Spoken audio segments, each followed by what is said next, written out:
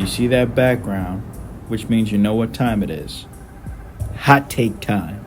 Today's hot take comes from one of my best friends in the whole wide world, Clouded Kame.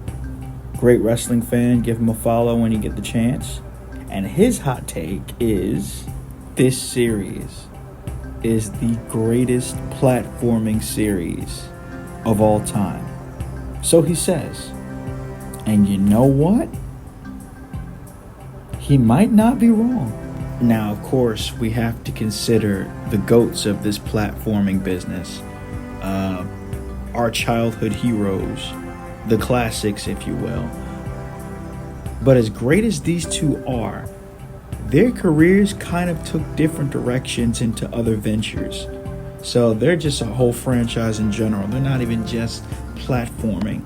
Plus, a lot of their games, particularly Sonic in this case, were hit and miss. Also, me personally, you can't mention Jak and Daxter without mentioning Ratchet and Clank. These guys were going head to head in the PlayStation 2 era. And I would give Ratchet and Clank that top spot for best platformer series of all time.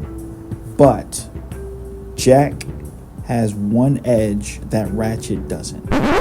See, the first Jak and Daxter game is pretty innocent for the most part.